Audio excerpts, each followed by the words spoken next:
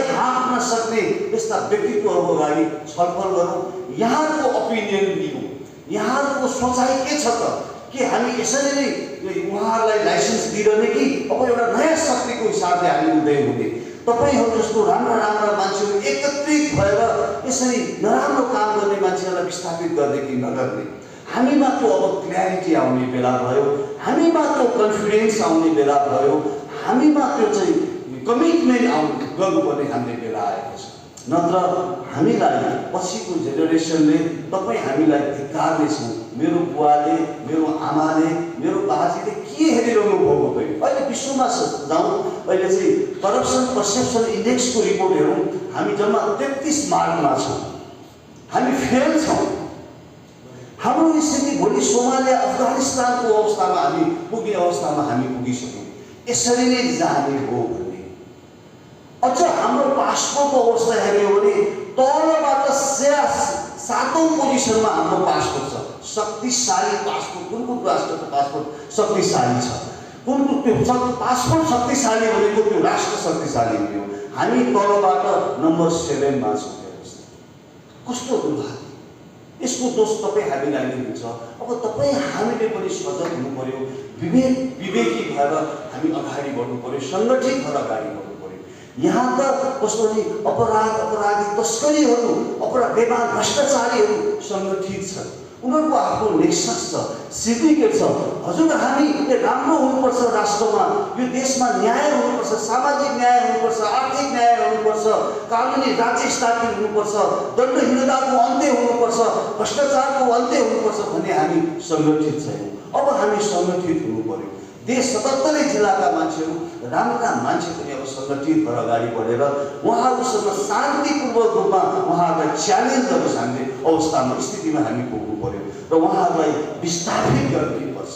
यदि उहाँहरूलाई विस्थापित गर्न सकेनौँ भने पाले किलो तपाईँ हामीलाई अहिले 57,000 दिन्छ, अर्को 3 वर्ष 4 वर्षमा 1 लाख जन्मिने बित्तिकै हामीलाई दिनुहुन्छ। यसबाट हामीले मुक्ति पाउने कि नपाउने, विश्व सामु हाम्रो इमेज सशक्त बनाउने कि नबनाउने, अहिले हेर्नुहोस् त राष्ट्रियताको सवालमा चुइक्क बोल्न सक्दैन। एउटा मित्र राष्ट्र भारतले चाहिँ के अरे हाम्रो सीमा मिच्दाखेरि बोल्दैन, अर्को चाहिँ मित्र राष्ट्र चाइनाले सीमा मुद्दा बोल्न सक्दैन। के हो यस्तो? खोइ हाम्रो राष्ट्रियता, खोइ सुशासन कायम, खोइ हाम्रो समृद्धि। किन हाम्रा दाजुभाइ दिदीबहिनीहरू विदेशी पनि यति राम्रो संसारमा यस्तो सुनको टुक्रा जस्तो देश, मैले नेपाल प्रहरीमा जागिर खाँदाखेरि धेरै ठाउँमा युएन पिसकिपिङमा काम गर्ने सुअवसर पाएँ। त्यो बेला मैले हेरेको छु यति सुन्दर राष्ट्र संसारमा बिरलै हुन्छ।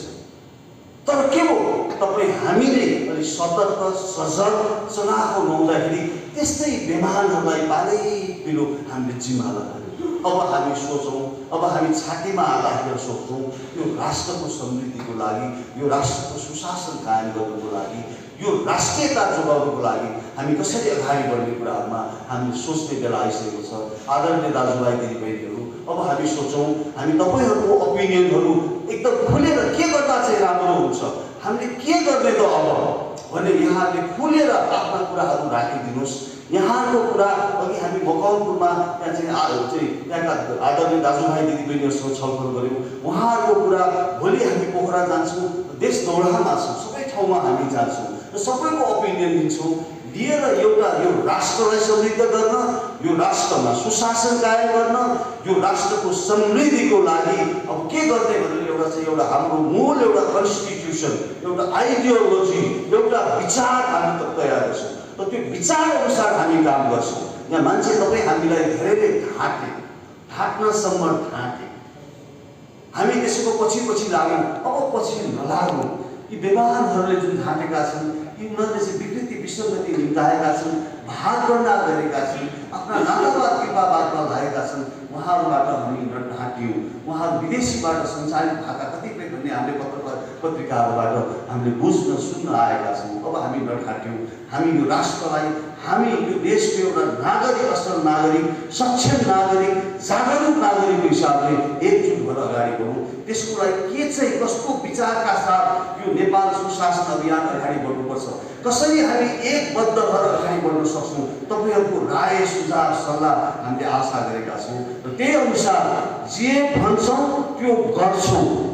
हामी ढाँट्दैनौँ, आम दाजुभाइ दिदीबहिनीहरूलाई ढाँट्दैनौँ र हामीले चाहिँ देखारे काम गरेर देखारे छोड्छौँ। त्यो एउटा प्रतिबद्धताका साथ हामी अगाडि बढौँ। यति भन्दै म यहाँको समय म धेरै दिन चाहन्न र यहाँबाट म बढी धेरै कुराहरू सुन्न चाहन्छु र यहाँहरूले चाहिँ पार्टिसिपेट गरिदिनुहोस्। यहाँहरू यी मञ्चमा आएर कुरा गरे पनि हुन्छ अथवा तीबाट चाहिँ उठेर आफ्ना कुराहरू ओपिनियन राख्दा पनि हुन्छ। यहाँहरूलाई जे कन्भिनियन्ट हुन्छ त्यही गरिदिनुहोस्। तर यो राष्ट्रको लागि हामी केही गरौँ।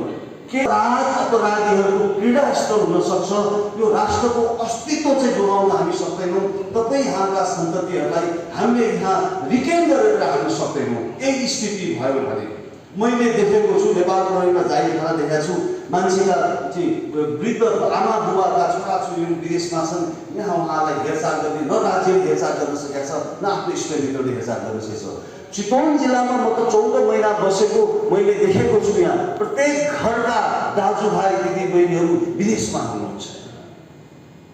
त्यसलाई हामीले गौरव गर्ने, त्यो गौरव गर्ने ठाउँै छैन। यति सुन्दर ठाउँका मान्छे विदेशीले त्यो गौरव गर्ने ठाउँ छैन। यो देशमा त हामीले विदेशमा बसेर विदेशीहरूलाई यहाँ रोजगार सृजना गर्ने हामीले वातावरण बनाउन सक्नुपर्छ। त्यसको लागि हामीले एउटा नेतृत्व, हामीले एउटा चाहिँ विचार, सक्षम विचारका साथ, कमिटमेन्टका साथ, कन्फिडेन्सका साथ र चाहिँ कन्फिडेन्सका साथ हामीले अगाडि बढ्न सक्यौँ भने हामी अगाडि बढ्न सक्छौँ। यति भन्दै आदरणीय दाजुभाइ दिदीबहिनी सिरियसली सोचौँ, हामी सिरियसली सोचौँ, ढिलो नगरौँ। अब ढिलो गऱ्यो भने हाम्रो अस्तित्वमा क्वेसन मार्क आउँछ र यहाँको पार्टिसिपेसनको मैले चाहिँ एक्टिभ पार्टिसिपेसनको आशा गर्दै मेरो आफ्नो छोटो भनाइ र यो सुशासन, यो अभियानको यो इन्टरएक्सनको चाहिँ यो थिम, यो इन्टरएक्सनबाट आएको, छलफलबाट आएको निचोडबाट हामी एउटा शक्ति बनाउन चाहन्छौँ। तपाईँहरूको साथ लिएर शक्ति बनाउन चाहन्छौँ। त्यसमा तपाईँहरूको पार्टिसिपेसनको अपेक्षा गर्दै म यहाँबाट अहिलेलाई बिदा हुन्छु र यहाँहरूलाई एक्टिभली पार्टिसिपेट गर्नको लागि अनुरोध पनि गर्दछु। धन्यवाद। जय सुशासन।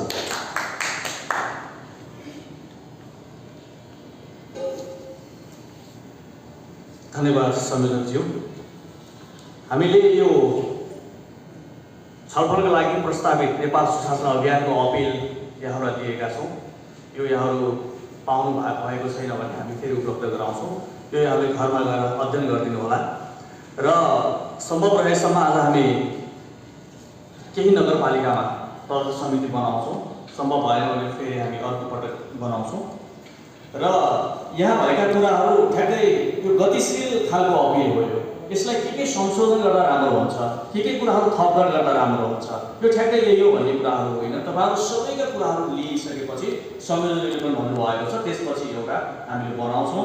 त्यो नै चाहिँ तपाईँ हामी सबैको दस्तावेज हो।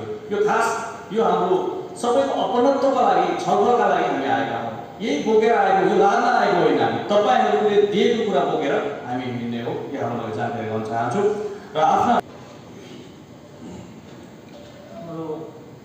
सुशासन अभियानको संयोजक श्री रमेश प्रसाद खरेलज्यू र यहाँ पाल्नुभएका खासै नै अघि यो देशको परिस्थितिको बारेमा त हाम्रो रमेश सरले धेरै कुराहरू हजुरहरूलाई अवगत गराइसक्नु भएको थियो।